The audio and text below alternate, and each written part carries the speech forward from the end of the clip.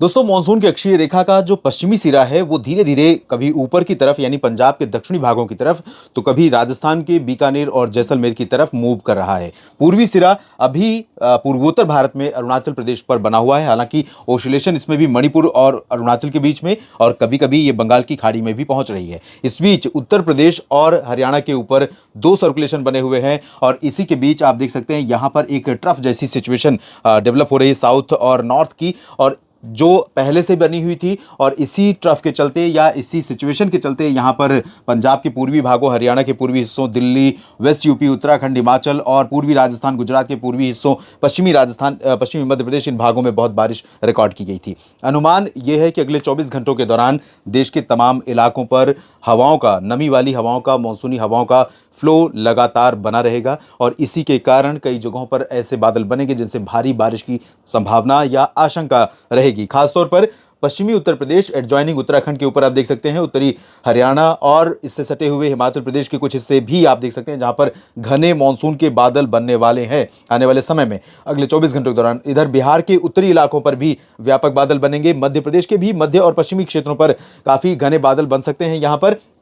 इसके अलावा पूर्वोत्तर भारत में ओडिशा, छत्तीसगढ़ में और तटीय जो कोस्टल रीजन है पश्चिमी घाट का, इन भागों पर कई जगहों पर व्यापक बादल बनने वाले हैं और धीरे धीरे ये बादल, ये नमी जो लगातार इकट्ठा यहाँ पर हो रही है, यही सिचुएशन बनी थी जिसकी वजह से यहाँ पर बारिश ने, मानसून की बारिश ने तबाही मचाई। हिमाचल प्रदेश, जम्मू कश्मीर, पंजाब, हरियाणा, दिल्ली और उत्तराखंड तथा उत्तर प्रदेश के पश्चिमी हिस्सों में, और सिचुएशन फिर से उसी तरह की बन रही है। लेकिन ये मॉइस्चर अगर यहाँ इकट्ठा होता रहा यहाँ पर और WD का सपोर्ट मिला, तब इस तरह की सिचुएशन हमें देखने को मिलेगी। फिलहाल इन परिस्थितियों में अगले 24 घंटों में यानी कि 13 जुलाई को किस तरह की बारिश होने की संभावना है, आइए ये जानते हैं। हिमालय के तराई क्षेत्रों में जो हवा का जो प्रवाह है लगातार उसके बने रहने के कारण ही आप देख सकते हैं उत्तर प्रदेश का पूरब से लेकर पश्चिमी तक का हिस्सा लगातार प्रभावित होगा और यहाँ पर तमाम इलाकों में गोरखपुर, देवरिया, कुशीनगर और आगे अयोध्या, सुल्तानपुर, बाराबंकी, अमेठी, रायबरेली, लखनऊ से लेकर पश्चिमी हिस्सों, मध्य भागों में कई जगहों पर मूसलाधार वर्षा होने की संभावना है।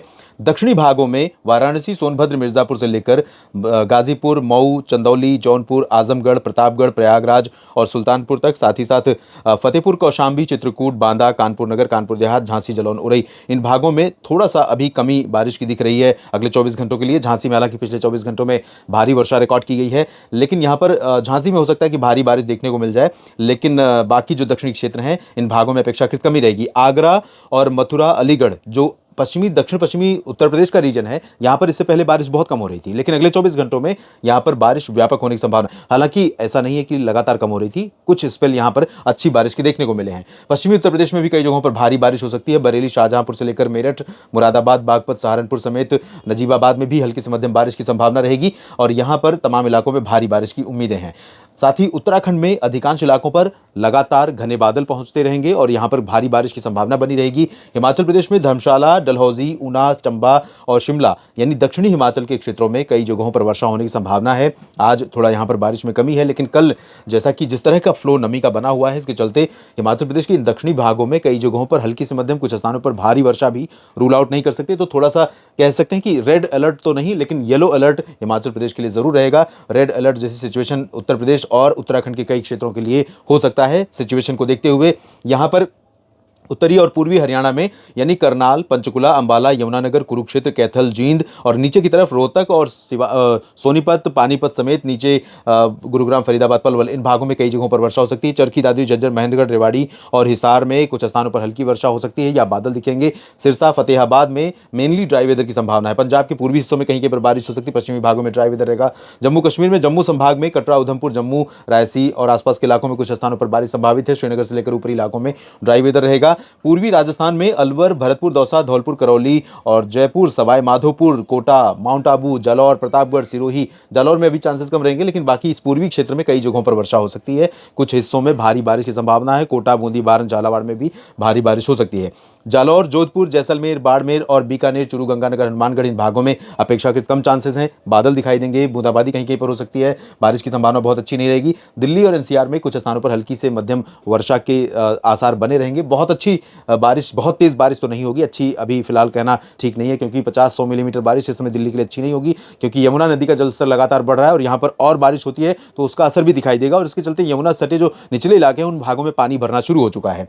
इधर मध्य भारत के क्षेत्रों में मध्य प्रदेश का पूरा एंटायर स्ट्रेच जो है वो प्रभावित होगा। रीवा भी, जबलपुर, मांडला, बालाघाट और शहडोल, अनूपपुर, डिंडोरी, होशंगाबाद, छिंदवाड़ा से लेकर बैतूल, खरगोन, खंडवा, इंदौर, उज्जैन, देवास, धार, नीमच, रतलाम, मंदसौर और भोपाल, विदिशा से लेकर गुना, ग्वालियर तक, इधर सागर, सतना, पन्ना, खजुराहो तक सभी भागों में बारिश की संभावना है। मध्य प्रदेश के बाद गुजरात की बात करें तो गुजरात के पूर्वी हिस्सों में अहमदाबाद, वडोदरा, गांधीनगर, डांग, तापी, भरूच, नर्मदा और सूरत, वलसाड़, नवसारी से लेकर दादरा नगर हवेली, दमन दीव और सोमनाथ, वेरावल, राजकोट तक बारिश की संभावनाएं हैं। द्वारका में भी थोड़ी बहुत बूंदाबांदी, हल्की वर्षा मानसून की हो सकती है, जबकि कच्छ में और साबरकांठा, बनासकांठा, मेहसाना, पाटन समेत जो उत्तरी इलाके हैं यहां पर बारिश की संभावनाएं बहुत कम है। लेकिन ऐसा नहीं है कि यहां बिल्कुल साफ मौसम रहेगा, बादल यहां पर भी बन सकते हैं, लेकिन बारिश की संभावना यहां पर बहुत कम नजर आ रही है।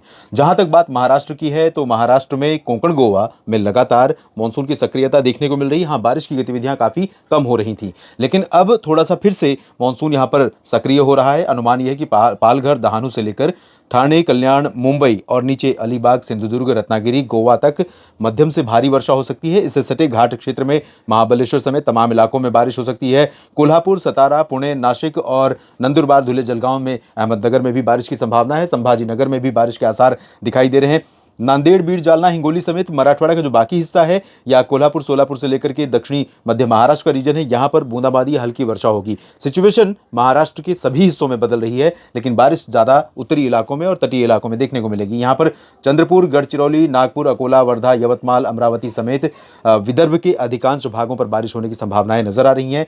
जहां तक बात छत्तीसगढ़ और उड़ीसा की है तो यहां पर अनुमान यह है कि छत्तीसगढ़ के और उड़ीसा के दक्षिणी भागों में, रायपुर के दक्षिण में खासतौर पर जगदलपुर, सुकमा, दंतेवाड़ा, बीजापुर, नारायणपुर, कोंडागांव से लेकर रायपुर के बीच में हल्की वर्षा और इसके उत्तर में कुछ जगहों पर पेंड्रा रोड, अंबिकापुर, सरगुजा, रायगढ़ और आसपास के इलाकों में कहीं कहीं पर मध्यम बौछारें गिर सकती हैं। सिमिलरली दक्षिणी ओडिशा में और उत्तरी ओडिशा में कुछ जगहों पर मध्यम बौछारें गिर सकती हैं। इधर दक्षिण भारत के भागों की तरफ अगर देखें तो तेलंगाना में अभी भी बहुत ज्यादा परिवर्तन नहीं हो रहा है। तेलंगाना में रामागुंडम, खम्मम, हैदराबाद समेत तमाम इलाकों में अभी शुष्क मौसम ही एक्सपेक्टेड है, लेकिन कुछ स्थानों पर बादल बनने और कहीं कहीं पर बूंदाबांदी होने की, वर्षा होने की संभावना बन सकती है। दक्षिणी क्षेत्रों में, उत्तरी तटीय आंध्र प्रदेश में बारिश थोड़ा सा बढ़ सकती है और दक्षिणी क्षेत्रों में यानी रायलसीमा क्षेत्रों में मौसम में तब्दीली देखने को मिलेगी। और मछलीपट्टनम से लेकर पंबन के बीच में जो आंध्र प्रदेश का दक्षिणी तटीय रीजन है, उत्तरी तटीय तमिलनाडु और पुदुचेरी का हिस्सा है, इंक्लूडिंग चेन्नई, इन भागों में थोड़ा सा मौसम बदलेगा और कुछ स्थानों पर हल्की तो कहीं कहीं पर मध्यम बौछारें गिर सकती हैं। आंतरिक तमिलनाडु, रायलसीमा, उत्तरी आंतरिक कर्नाटक, यहाँ पर बारिश बहुत कम होगी, लेकिन दक्षिणी आंतरिक कर्नाटक में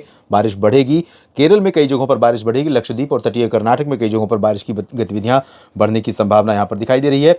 पूर्वी और पूर्वोत्तर भारत की तरफ देखें तो क्योंकि मानसून की अक्षीय रेखा के इर्द गिर्द बहुत जबरदस्त एक्टिविटी होने की संभावना है, तो जैसी संभावना उत्तर प्रदेश में दिख रही है वैसी ही बिहार में दिख रही है। बिहार में पटना से लेकर भागलपुर से लेकर किशनगंज और चंपारण, सिवान, गोपालगंज के बीच में कई जगहों पर भारी वर्षा हो सकती है। नवादा, गया, बक्सर, कैमूर से लेकर दक्षिणी क्षेत्रों में फिलहाल लाइट रेन या फिर मामूली बारिश होने की संभावना है और उसी तरह का मौसम गंगेय पश्चिम बंगाल में रहेगा। लेकिन झारखंड में दुमका हो या देवघर, डाल्टनगंज हो या रांची और पूर्वी सिंहभूम, इन भागों में कुछ स्थानों पर वर्षा हो सकती है, हल्की से मध्यम।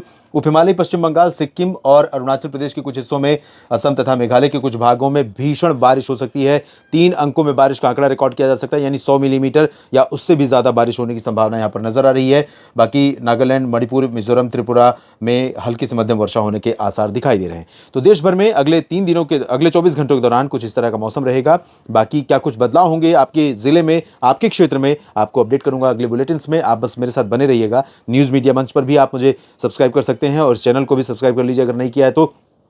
और चैनल को सपोर्ट करने के लिए आप ज्वाइन कर सकते हैं और साथ ही साथ चैनल को या वीडियो को अधिक से अधिक संख्या में लोगों तक पहुंचाकर लोगों की मदद कर सकते हैं जिन्हें बारिश प्रभावित करती है, जिनका बारिश का संबंध सीधे उनके व्यवसाय से जुड़ा हुआ है, चाहे किसान भाई हैं या अन्य कारोबार करने वाले लोग जिनके कारोबार पर मौसम में बदलाव का असर देखने को मिलता है। ऐसे लोगों के साथ शेयर करके उनकी भी मदद कर सकते हैं और मेरी भी। धन्यवाद।